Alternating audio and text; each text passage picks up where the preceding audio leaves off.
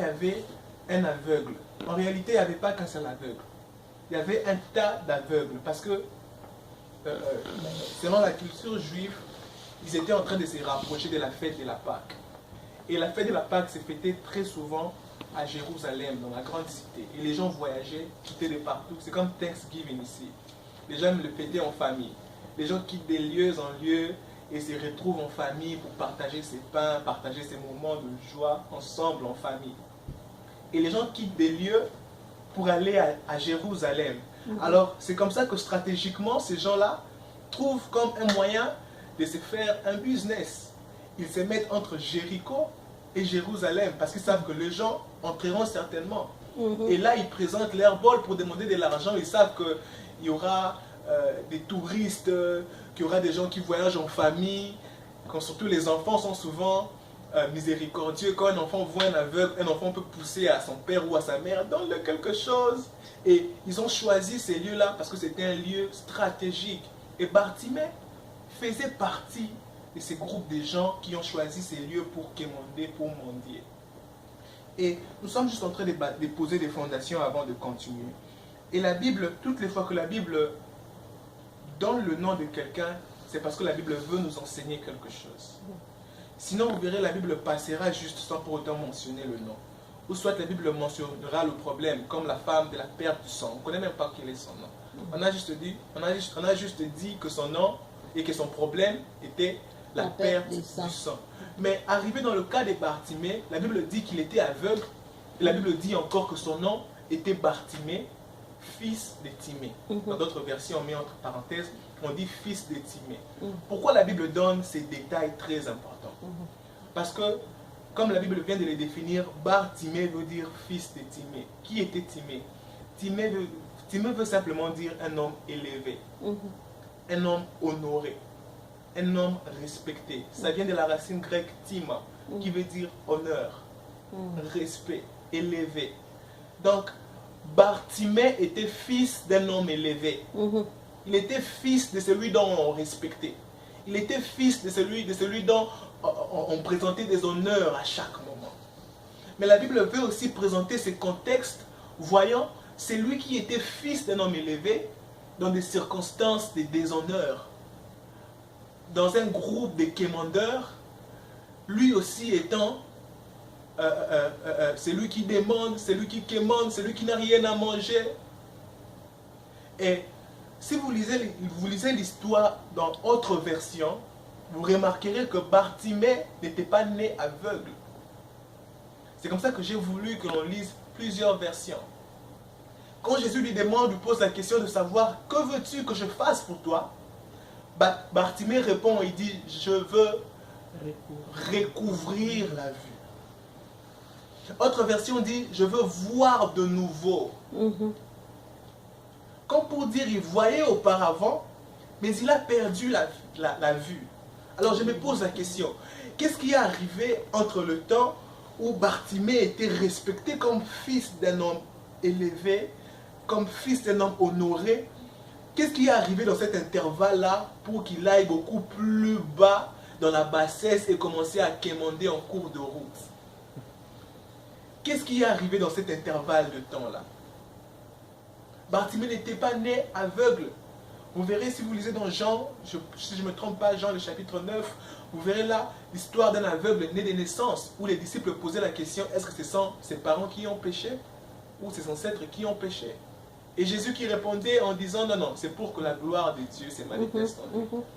Cet aveugle-là, la Bible mentionne qu'il était né aveugle, mais Bartimée ne l'était pas. Il était là,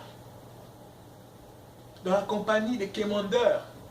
Lui qui était fils de, lui qui était censé jouir de l'honneur dont son père a. Parce que dans la culture juive, le nom symbolise tout. Quand on dit que tu es géant, tu es vraiment géant. Quand on dit que tu es fort, tu es vraiment fort. Quand on te donne un surnom puissant, tu l'es vraiment. Et quand on appelait le père de Bartimée, celui qui est honoré, il voulait vraiment dire que cet homme est digne d'être honoré, est digne d'être élevé. dans leur culture. Mais qu'est-ce qui faisait cette différence, ces contrastes entre la vie du père et celui de l'enfant? Et la Bible déclare ce jour-là, pendant que Jésus passait avec ses disciples. J'aime ça. Ils étaient nombreux, j'ai dit. Mais Bartimée prend le courage de poser la question, qu'est-ce qui se passe? On lui dit que c'est Jésus. Et de cette révélation, il crie. Les autres n'ont pas crié. Ils ont entendu parler que c'est Jésus qui passait. Mais seul Bartimée a eu le courage de crier. Pourquoi? Parce qu'il avait une certaine connaissance de Jésus. La connaissance de Jésus que tu as te différenciera dans les circonstances. Amen. La révélation de Jésus que tu as dans le temps présent fera à ce que tu agisses différemment de tous les autres. Amen. Ils étaient nombreux en train de quémander. Seul Bartimée a crié. On a dit c'est Jésus. Il a dit non. Il a crié. Il avait une certaine connaissance. Il avait une histoire. Il a entendu parler de ce Jésus-là. Je ne sais pas moi qu'est-ce qu'on l'a dit, mais il savait que si cet homme-là passe dans ta vie, c'est comme Michel Bakken a dit, ah, ton mon ami, ça a quelque chose. Si tu rencontres cet homme en cours de route, il faut ça là quelque chose. Va changer. Quelque chose doit changer. Bartimée avait cette révélation. Et j'aime. Bartimée était aveugle physique, mais il n'était pas aveugle spirituellement. Beaucoup de chrétiens voient physiquement, mais sont aveugles spirituellement. Bartimée avait ses yeux physiques fermés, mais ses yeux spirituels pouvaient voir ce que personne ne voyait. Amen. Bartimée a été le premier à appeler Jésus fils de David. Quand on lui pose la question, quand il pose la question de savoir qui est celui qui passe, on le répond en lui disant, c'est Jésus de Nazareth. C'est Jésus-là de Nazareth. Mais Bartimée, quand il fait appel à Jésus, il a une autre révélation. Il dit fils de David. Qui est David?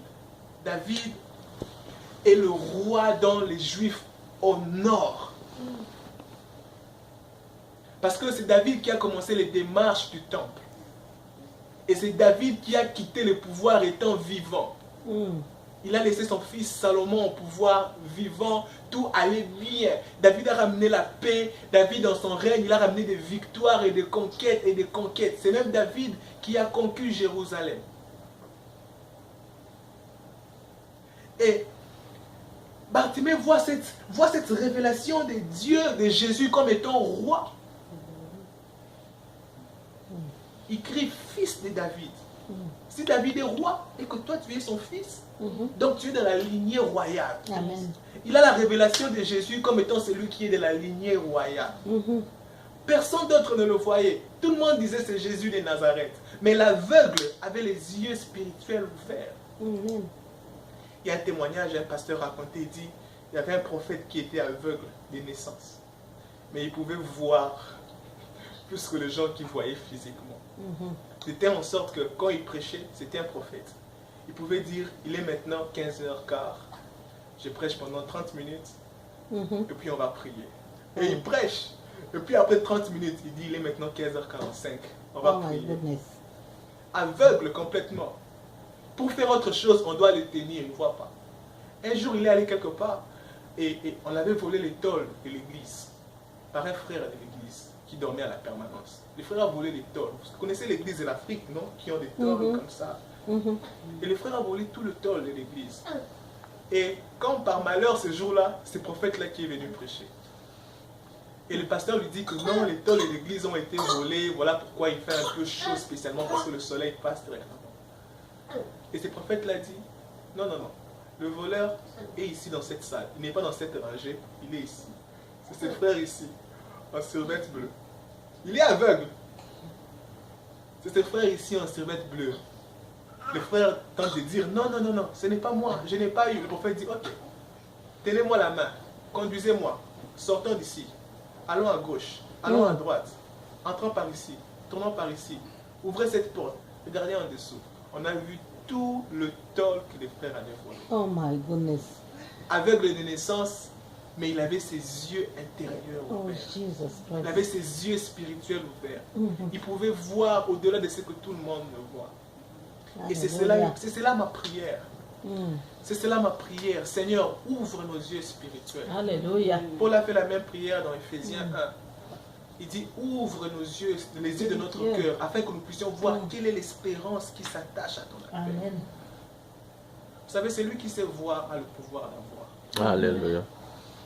Il y a des choses qui sont à notre disposition, mais parce que nous ne l'avons pas vu, nous tournoyons, nous tâtonnons. Bartimée a crié rapidement parce qu'il a vu avec les yeux physiques, sachant que si cet homme passe ici, il ne reviendra pas. Parce que Jésus passait pour la dernière fois. Les yeux spirituels l'ont montré l'urgence de la chose. Les yeux spirituels l'ont donné la vitesse dans l'action, la vitesse dans le choix et la décision. Il avait ses yeux physiques fermés, mais ses yeux spirituels l'ont poussé à crier rapidement.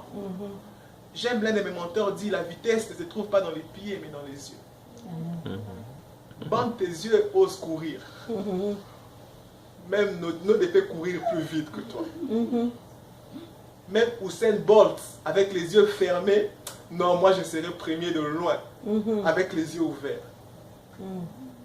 Les yeux déterminent la vitesse avec laquelle nous courons. La Bible déclare que les yeux, c'est la lampe de tout le corps. Amen. Cet homme aveugle, cet homme avait perdu sa vue physique, mais il a gardé quelque chose. Il a gardé les yeux intérieurs. Il a gardé je peux l'appeler la sensibilité spirituelle, voilà. Il n'a pas perdu cette sensibilité, parce que si Jésus passait, sa direction c'était pour la croix. Il ne reviendrait pas. Et Bartimée allongerait le temps de son miracle. Il procrastinerait le temps de son miracle. L'un des menteurs dit la procrastination est le voleur du temps. Alors que son miracle allait arriver au temps même. Ça allait prendre encore peut-être de temps après que les disciples soient baptisés du Saint-Esprit. C'est pas moi combien de temps ça a eu. Et puis qu'il passe encore par là, par chance. Et puis que Pierre lui dit non, je n'ai dit un jour, mais je ne sais pas moi. Mais ça allait prendre du temps. Il y a des secondes qui sont beaucoup plus qui ont beaucoup plus de valeur que les autres dans la vie. Il y a des minutes qui ont beaucoup plus de valeur que les autres dans la vie. Elles se suivent, mais elles se différencient. Elles n'ont pas la même valeur. Il y a de ces secondes qui impactent la destinée, toute la destinée, qui impactent même les générations à venir. Il y a de ces minutes qui impactent même les générations à venir. Et Bartimée l'a saisi. Bartimée dit non, non, non, non, fils de David, tu es de la lignée royale. Pourquoi il l'appelait fils de David? Parce qu'il connaissait que lui aussi était fils de quelqu'un. Nous l'avons dit au préalable, Bartimée était fils de celui qui est honoré. Mais dans son honneur, son père lui a abandonné. Mais il dit, toi tu es Jésus, tu es fils, tu es d'une lignée royale, ton père ne t'abandonne pas. Il a peut-être entendu parler de l'histoire de Jésus. Quand il est allé pour ressusciter Lazare, Jésus disait, Seigneur, je te remercie de ce que tu m'exauces toujours. Il savait que toi, ton père, t'exauce toujours. Moi, mon père, de temps en temps, il m'abandonne. Mais toi, ton père, c'est un peu... Ta relation avec ton père, c'est un peu différent. Je suis fils de quelqu'un. Et j'expérimente certaines choses que toi, étant fils de celui-là, tu n'expérimentes pas. Parce que vous deux, vous êtes one, vous êtes un. Et il dit, non, non, non, non. Je pouvais t'appeler Messie. Je pouvais t'appeler roi de roi. Mais non, non, non. Je mets ces parallélismes pour dire fils de David. Mon père est élevé, mais ton père est beaucoup plus élevé. Ce que mon père n'a pas pu faire pour moi, ton père peut le faire pour moi. Parce que la domination de ton père est au-dessus de celui de mon père. La royauté gouverne tout un territoire. Alors que l'honneur peut être renfermé dans un petit village. C'est comme dans les villages, les professeurs et les directeurs des écoles sont respectés. Une fois qu'ils quittent le village et qu'ils viennent à Kinshasa, on se demande, mais toi, qu'est-ce que tu fais au village? J'avais un oncle qui faisait pour moi les devoirs que j'avais des zéros. Mais il était professeur à l'école, au village. On le respectait au village. Élevé, honneur. Mais à Kinshasa, le zéro d'un enfant à l'école primaire, il est chaud. Et Bartimée a dit non, non, non, non, non. Mon père, son honneur, c'est dans notre village. Mais ton père, son honneur, c'est dans tous ces territoires. Fils de David.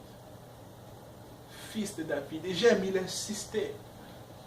J'aime, il insistait. C'est ça une des différences quand on sait voir avec les yeux spirituels. On n'est pas ballonné à tout vent qui souffle. On n'est pas ballonné à ce qui est à la mode, à ce qui est de nos jours, à ce que tout le monde fait.